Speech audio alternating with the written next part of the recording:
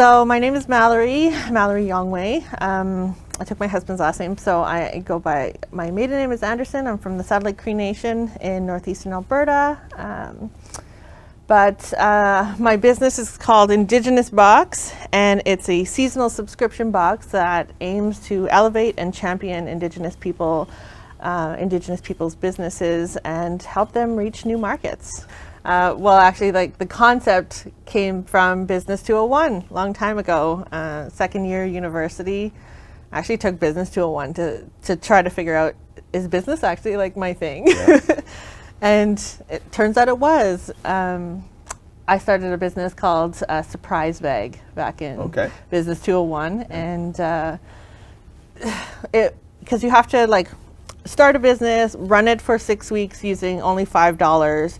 And so we had our group of 4, and we spent $19.95, like no lie, on candy and little tiny brown paper bags. And then we pitched that if we sold these brown paper bags full of candy, like if we sold the marketing space on the brown paper bags to the businesses around campus, for we could like sell these bags on campus and like turn a profit. And so it's sort of it evolved a little bit through the beginning, but we definitely decided that, okay, instead of selling it, we're going to exchange it. So the marketing space on the brown paper bags for gift cards from these businesses. So Subway, Tim Hortons, you know, all they were like, oh God, here's a student again. Here's a bunch of gift cards, you know. But so every 10 bags of $1 candy that we sold on campus in the cafeteria had a chance to win a gift card. Okay, so no, not one of my profs ever even said that this was illegal. Like you can't like buy something in hopes of win something. Anyways, we still got a really great mark. We turned a profit. They were $1 a bag, and the student got candy either way, or you know, a $5 Starbucks gift card or something. But we donated all of our profits to iHuman. It was really great. It was fun, but it was so challenging. We my team pretty much like left me high and dry. So we were, you know, it's all like basically first year university students. They're trying to figure out like, do I actually want to be here anyways? And so we had some, you know, challenges with the team, and in the end, it was like 2 of us, and we were, you know, doing our final accounting, and we had a ton of candy left over. It was so anyways. But we brought those concepts of Surprise Bag is my really like creative name, but we brought those elements to Indigenous Box, and we were like thinking of like, you know, subscription boxes were on the rise, and we're like, what if it's like, you know, something that's a surprise? You know, people love surprises. And then in the world of COVID, the pandemic hit, we weren't surprised anymore. Like we were, you know, everything was just like, I can't believe this is happening, sort of thing. But I wanted something to be a good surprise, something that like came in the mail and like, oh my gosh, I wonder what's in it. And so, you know, kind of that was how Indigenous Box, like a discovery subscription box, was made. Like we bought all the items and put them together and told some really nice stories, and you know, watched people do their live unboxings, because that's a thing, you know, people love to do that. And it's cool because then you get their reactions too. But so who's this? Well, that's me, but it's every Indigenous woman. She represents so much for Indigenous women and Indigenous kids too. Growing up, I didn't ever really see myself represented in different media or products or things like that. So I really wanted to like create something that allowed Indigenous kids to see themselves in these spaces of opportunity, allow Indigenous women to see themselves represented in a product that was, you know, made with them in mind, made by an Indigenous woman, but like something that was for everybody. So she represents a lot, and we're really proud to like, you know, she's more than me, but we're really proud that she gets to be on all the boxes, and she gets to like escort these boxes to every province and territory, like across Canada. And she was made by JCAT, Jonathan Cardinal, local Cree artist, who created her and sort of brought her to life. Yeah. Definitely challenges. I think the biggest thing that has changed is that we, went from thinking we could sell, a few boxes out of our basement to like exponential growth in such a short time. And we're very fortunate and grateful for all of that, but it has been a lot of hard work. We went from, doing the pitch and writing the business plan, staying up all night working on the website to like doing that all the time.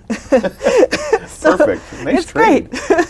So we're constantly working. We're always on our phones. We're always on our computers, and we literally have our desktops at work and our laptops whenever we're not there, and then our phones whenever we're away from our laptops. So we're connected all the time because it's an e-commerce business, right? Yeah. We have to make sure that we're making sure that we're responding in time, that we're addressing things that we need to, like in those moments. Because I think timing could like make or break a company, right? Sure. You got to make sure that you're available and that people see that if they're having trouble with e-commerce, which a lot of people still are having trouble with e-commerce, then we have to be able to provide that support, right? And so who's we? My husband and myself, right. And our 2 daughters. So we have a 14-year-old. It's her birthday today, so we went to Starbucks early this morning. She's super pumped to get her free coffee. It's her thing. Yes. It's the thing. But they have been working with us, so it's just me and my husband who like really kind of brought all of our messaging together, honed our story, figured out our creative marketing strategy.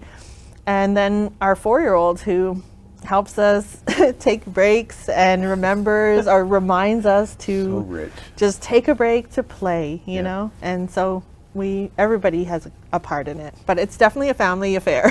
Well, we definitely try to have fun, but we haven't figured out the balance thing yet. With the pandemic, we brought our kids, home from school and they've been at home. So everybody's like, we still get tired of each other, just like a normal family. And our little one is constantly like, Mom, can you look at me? I'm playing the game. Look at the thing, Mom. And I'm like, oh, just hold on, one more email. Like, so we don't have balance, but we try to have fun. We play some video games and just hang out. We watch movies together and it's kind of our thing. There's really not much you can do during the pandemic. So we don't do much, but we like each other still. And you enjoy each other. Yeah. Okay, so going back to you as the entrepreneur, okay, so you came up through Business 201 in MacEwan, you saw this possibility and you actually started enjoying it. You're creating a bit of a role model for Indigenous women to come into it and see themselves in the process as well, in the role of an entrepreneur. Did you have that? Was there anybody that you kind of looked to and said, I want to be like that, like Indigenous or not, woman or not, anything or not? Not really. Like, I always identified with Indigenous women who were, making space because, our role as Indigenous women is to walk with as many people as you can to those spaces, right? It's such a collective mindset rather than an individual. And so I always looked to other Indigenous women. And when I was in university and I think I was taking Marketing 201 or something, I suddenly was like, oh, look for Indigenous businesses. And I started seeing people like Ian Gladue, who was doing Pansawan. He was selling dry meat, like traditionally smoked dry meat, and telling a story. And then I saw, Carrie Armstrong, who has a store on just off 124th Street. And I was like, wow, these people are doing it.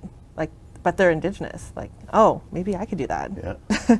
But I always thought I could. I was selling cupcakes when I was a kid at powwows and out of a cardboard box and just the most ridiculous. But I thought of myself as an entrepreneur. I didn't know that word, entrepreneur. I just knew that I wanted to do something that interacted with people and told a story in a way that is Indigenous storytelling, right? It's we like to share our stories and people relate to them.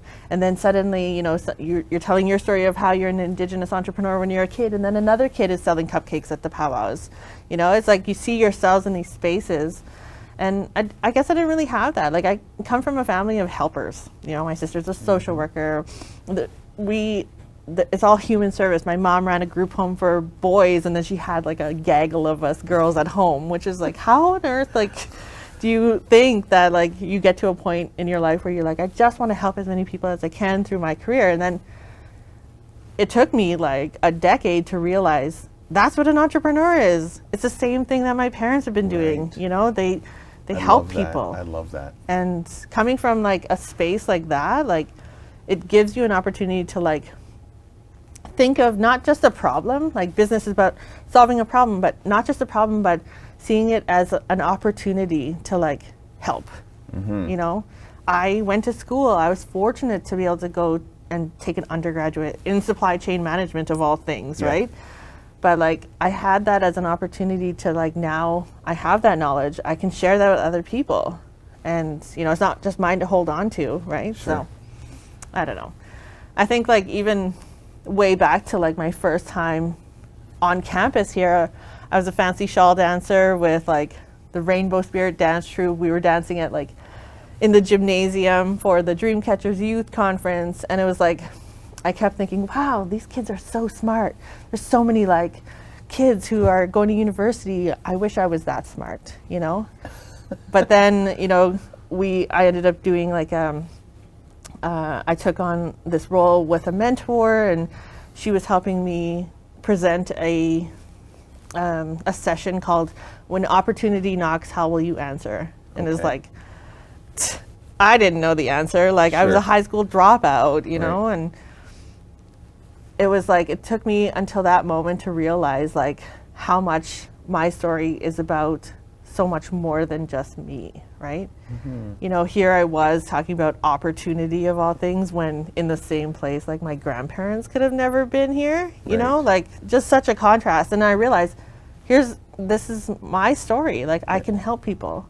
I can, you know, take what I learned and distribute it. So that's fascinating, by the way. I mean, is there that shift to ownership in a sense, right? It's not just looking at the people around you and saying, wow, I wish I could be like them, but all of a sudden going, wait a second, I can do that, and I need to do that, and I want to do that. So, yeah, tell me more about that, how that looked, and what was some of the inflection points, like what was going on in your head? I mean, okay, high school dropout, right? That creates a story about yourself to a degree, but then you go back and you take a upgrade and get into an undergrad, and wow, like not everybody even does that anywhere. So what are some of these ownership inflection points? Like where did it shift? Oh gosh, like I've been working on like my confidence building and living with anxiety and all of that since I was a kid, not just when I moved to the city from the reserve, but when I met my husband here in Edmonton, he like saw something in me that I didn't see in me, right? And he would always encourage me. Like when I went to apply for university, he said, why don't you just apply for business school? That'd be so great. I'm like, oh, I'll never get in, you know? Like just, I already decided that for myself. And he says this all the time, actually, we're working on this in the business right now, is that you have to stop saying no for people. And I had to stop saying no for myself. Like before I even knew what the potential or the outcome could be, I already decided that it was a no. That, they already decided that I was a no. That, you know, they wouldn't accept me. And he was like, just apply, just try. And he's been like that for our whole marriage. Like we've been married, I don't know, 17 years. Wow, that's great. Like but when you were 4? I'm 35. But no, I met him when I like literally came out here. Like I was 19 or 18, And it was just before my 19th birthday. And he's just always been like, just so supportive and like always encouraging me to do things or like go outside of my comfort zone, and just like I'm always thinking of like the worst outcome, like, oh, it's not going to turn out, or what if this happens? Or, you know, it's somebody who lives with anxiety. They know that feeling, right? But he's like, well, what if it goes right? What if everything turns out perfectly? I was like, oh, I guess I never thought of that. I don't know. What am I supposed to do with that? But yeah, no, I think a lot of that came from him pushing me into these into these spaces where he's like, you belong there, you know, like just as much as everybody. You're as smart as those people. So I mean, not to get into the psychology of it, but you know, you didn't, because of the anxiety and things like that, you didn't necessarily have a lot of belief in yourself, but he did. Yeah. But you believed him too. Like you chose to go, yeah, okay. Yeah. So how hard was that to wrestle with and overcome? I mean, once you got it, did it just kind of go, or do you still deal with it every day today? I still deal with it, you know, as an entrepreneur. Like, also, we get some media too, and like, I went through like so much imposter syndrome. You're like, oh, I don't deserve this success. Like, why would people want to believe in me, you know, or things like that. And you suddenly start like doubting yourself. But I think for the most part, going into those uncomfortable situations, or you know, being in those positions where I'm like, oh my gosh, I have to figure my way out of here, or I have to not be anxious, or I have to, you know, don't panic. Like, that's my brain. Right.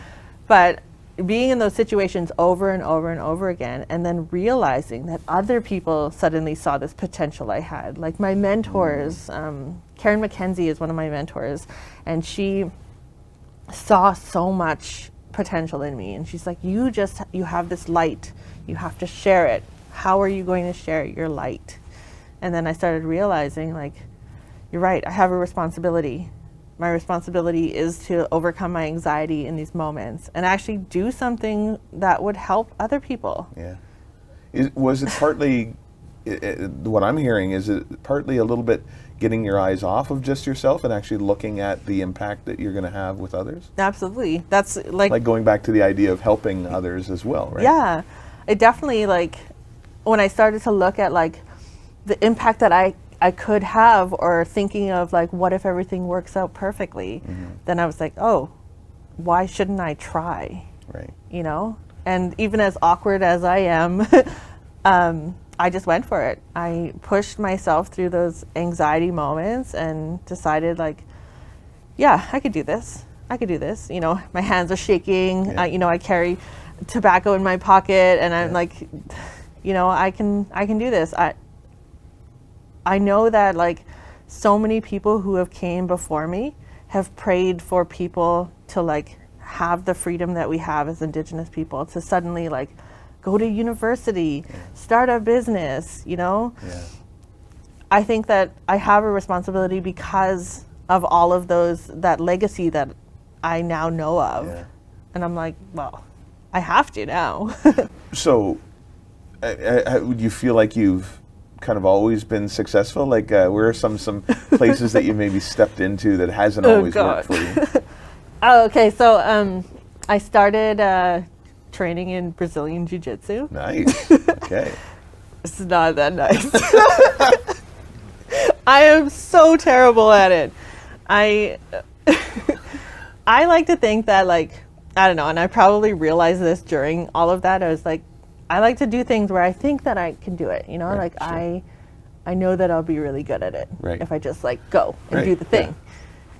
And walked into, like, this gym just off White Ave, Method Jiu-Jitsu, and I was like, these guys are amazing. Wow, like, look at them. They're fighting, they're rolling, they look so badass. That could be me. It was not me. I was like a baby moose rolling around, so like awkward, and like my coach was just like, wow. He never said that. He was always so encouraging, but like in my brain, I was like, these people are watching me and they're like, oh my gosh. That's great. You'd figured you'd be good at it. Long limbs. You know, no. Just awkward. And it's a whole bunch of rolling. It's like, you know, it's like a giraffe trying to like skip rope, you know? Nice. That's a good image. That's me. So where are you going to go from here? Like, you've got your 1-year launch coming up. That's exciting. Very exciting. And you're going to grow. And give me maybe a basic number. You started with, you know, the idea of 1 box, and somebody actually buys it. Woohoo! First customer. And where are you at now, and where are you hoping to go in the near future? Well, we started with the first box, and we, you know, turned it into thousands of boxes. Every province and territory gets them. over 100 corporations and nonprofit organizations use us, and we're just going to continue. But it's not just about increasing the number of boxes, Sure. right? We want to maintain the integrity of the businesses we feature. I go back to my teachings of supply chain. You know, supply chain isn't about just the end result. Mm-hmm. It's about building the suppliers along the way. I want to be able to build the entrepreneurs we work with and help us like increase capacity, get to a place where we can be like, all be at the table. I love that. Yeah. Because it's not just about your business, it's about the businesses that lead into you and the businesses that lead out from there, right? It's about like building capacity and building community and telling Indigenous people like, we belong in those spaces just like everybody else. Like, let's go, Skoden. How do you get the word out? Like, what's the marketing look like? What's the way you do things to talk to people and get more people? Is it strictly word of mouth? Do you just broadcast it on social media all the time? What kind of things do you do? We're on social media for sure. I'm learning how to be good at social media, but for the most part, it's been word of mouth. We haven't put a lot of money, you know, maybe a couple $100 into Facebook ads, but we haven't done any marketing yet. Word of mouth, I call it the moccasin telegraph. It travels fast. Yeah. People see us, they find us, they see what we're all about, because it's, you know, like I said, it's about building our supply chain, building the original supply chain. And, you know, people want to get on board. They want to, you know, they want their companies to have all of their staff have the boxes and be able to say, hey, look, we're collaborating with these Indigenous entrepreneurs, not just one, you know, 5. Yeah. I want to set a precedent for Indigenous business that, you know, it's not about sympathy, it's about sovereignty. It's about us being able to like tell our stories in a way that is true to us. And we're not trying to adapt to a world that we just exist in, that we are, you know, coming to these spaces and we're like, this is who we are, this is what we represent, these are our communities, and this is the legacy that we've inherited, which, you know, tells such a positive story, because like the narrative right now is very negative. It's heavy. And I just want to, you know, tell the other side of the story, that as Indigenous people, we've inherited so much greatness. So much strength and resilience. Like, I don't want us to have to be resilient our next generation, you know? I don't want to be known as like Indigenous people, they're so resilient, you know? I want that to end now, to, you know, set a precedent to like, we are here, we showed up. And the stats say it, like Indigenous people are starting businesses 9 times the national average, and our population is growing at a rate 4 times faster than the, you know, Canadians, the rest of Canada. And so like, just imagine where we're going to be in 10 years. All I see is like opportunity. I see so many Indigenous people standing in those positions of like, I'm an entrepreneur. I've built this company. I'm the founder of this company. I'm leading the way for $1 billion economy. And there are people out there that are just starting. This is the beginning of what we're going to do to revolutionize Indigenous business and supply chain. I love that. That's what I hope. Supply chain. The original supply chain. We're building it. We're rebuilding it. If you were to go back and talk to that earlier self of yours, what kind of hope, what kind of messaging would you give to that person coming up, you know, to you coming up and saying, you know what, you got this? But how would you say it? I would say, be gentle on yourself. We carry a lot of weight that's not ours to carry alone. And you'll set that down when you're ready, but just keep learning. And I wish I knew that when I was younger. But now I'm ready to, you know, I'm ready to take on the world and show the rest of Canada and the world that Indigenous entrepreneurs are doing incredible things. That's the message I started out with. That was our pitch video for the grant. Was, you know, we're a force. We're a force to be collaborated with. That's awesome. And that's, you know, that's the message I want to maintain. I work with a lot of youth. We don't market a lot of the stuff that we do on the back end, because I don't think that, like, I don't want that to be our thing. Sure. You know, I want to be like that we are a, you know, profitable corporation, but we also do the other things that, you know, we don't have to shout out, but we work Right. with a lot of youth. We're actually, there's some really cool stuff coming in our spring renewal box that is very centered around working with Edmonton Public School Board and Nice. some really cool kids. And my plan is to like, I've always wanted to start a fund that helps small businesses, Indigenous businesses access to grant money to help them, I don't know, find a lawyer, hire a lawyer, incorporate their companies, get their business insurance or their business license. I wanted to do these little micro grants, and you know, it's becoming more clear of how I can do that. And I want to call it the Indigenous Future Entrepreneur Development Fund. Is it an acronym? IFED. Okay. Oh, nice. Okay, I like that. I thought of that like a way long time ago, and I set my like goal, like in my lifetime, this is what I want to do. And you know, I'm getting so much closer to be able to do that. And so, and I think, you know, through Indigenous Box, I might be able to do something like that, where we're building our vendors, we're building our suppliers, and we're building access to modern forms of commerce for so many Indigenous peoples. And the opportunity to create this overwhelming community for entrepreneurs is really, really cool. Yeah. So you giving them an avenue to be able to get stuff out and present and showcase new stuff, it's fantastic. I want people to like think, oh, I could start a business, because like, what if I could get my products in Indigenous Box? Yeah. Then you can, absolutely. Yeah. Start the business, do the thing. Here's some money, start the grant. How many products can you give me? You Right. know, like, let's get to the like, you know, how to work together and how to like, you know, build their brands. And that's essentially what we want to do, is like help these entrepreneurs reach new markets and increase their capacity, hone their processes, you know, be able to build what they could have like a living wage from. They can have their own Love it. career. So many hiccups. As an entrepreneur, you think, I have a business idea, I can like roll it out, it's going to be so seamless. Such lies. It's such hard work, and we have been trying to figure out so many problems, and a lot of them, like, I'm super grateful, because a lot of our customers, you can't even see the problems. You know, if it's something coded on the background, we're like, oh my God, like how could we have overlooked that? How could we have made that big mistake? Like we've made very expensive mistakes, but our customers don't get to see that. They don't have to see that. And they don't have to worry about that, you know?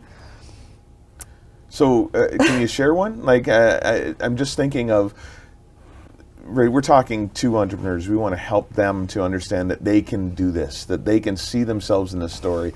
And I always explain to people that one of the elements of being an entrepreneur means that you have to deal with chaos. Like you have to be relatively comfortable in a level of chaos. Yeah. Being a parent isn't much different at times. Like I've never done this before.